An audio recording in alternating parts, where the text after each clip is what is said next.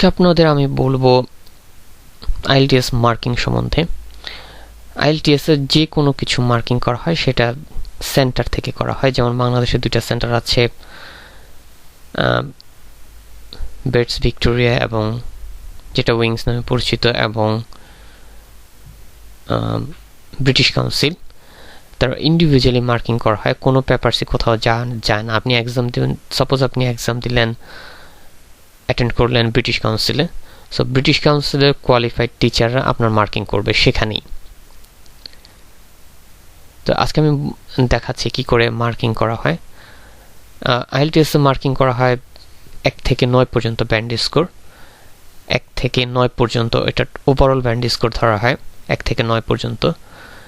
আপনার যে 4টা সেকশন আপনি পরীক্ষা দিবেন, 4টা সেকশনে যে মার্কস পাবেন সেই মার্কস যোগ করে 4 দিয়ে ভাগ করে আপনার ওভারঅল ব্যান্ড দেওয়া হয়, 4টাকে অ্যাভারেজ করে। তো 4টা section listening, reading, writing, speaking. নিচের আপনি যদি এখন দেখেন, আপনাকে দেখাচ্ছি কি করে মার্কিং করা হয়। প্রথমে আপনাকে 4টা সেকশনের ইন্ডিভিজুয়াল মার্কসগুলি যোগ করা হবে, তারপর 4 দিয়ে ভাগ করা হবে। দেন যে মার্কসটা পাবেন আপনি, গড় যেটা হবে, অ্যাভারেজ যে মার্কসটা হবে, সেই মার্কসটাকে রাউন্ড করা হয়। রাউন্ড করে আপনার ওভারঅল ব্যান্ড স্কোর দেওয়া হয়। তো আপনি দেখুন কি করে রাউন্ড করা হয় এটা। ধরুন কোনো পরীক্ষার্থী, সে লিসনিংয়ে পেল 6.5, রিডিংয়ে পেল 6.5, রাইটিংয়ে পেল 5, স্পিকিংয়ে পেল 7। তাহলে যোগ করে কত হলো? যোগ করে হলো 25। 25কে আপনি 4 দিয়ে ভাগ করেন, আসে হলো 6.25।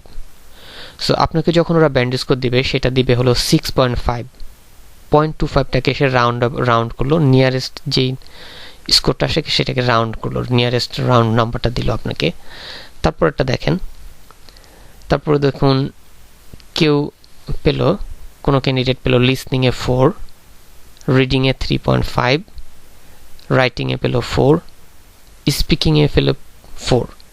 টোটাল যোগ করার পর কত আসছে? টোটাল যোগ করার পর আসলো 15.5। এটাকে আপনি 4 দিয়ে ভাগ করেন, 4 দিয়ে ভাগ করার পর আসলো 3.875। এখন 3.875 এটার রাউন্ড, কাছাকাছি রাউন্ড যেটা আছে সেটা হচ্ছে 4। আপনাকে 3.5 ওরা দিবে না, যেহেতু 3.5 এর চাইতে 4টা কাছাকাছি। যেই মার্কসটা অ্যাচিভ করা হয়েছে 3.875, এটার কাছাকাছি হচ্ছে 4, সো ওরা 4 দিবে আপনাকে। দেন আরেকটা নাম্বার দেখেন, আরেকটা সিস্টেম। কোনো পরীক্ষার্থী পেল লিসনিংয়ে 6.5, রিডিংয়ে পেল 6.5, রাইটিংয়ে পেল 5.5 এবং স্পিকিংয়ে পেল 6। 4টাকে যোগ করার পর কত আসে?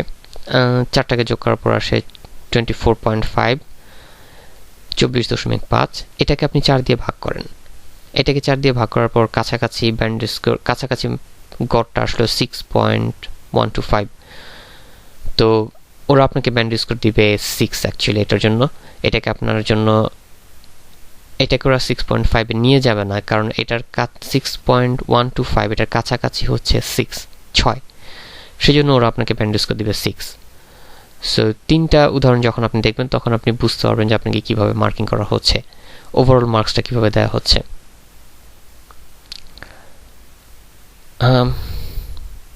মার্কিংটা এই পর্যন্তই। বাট আরেকটা জিনিস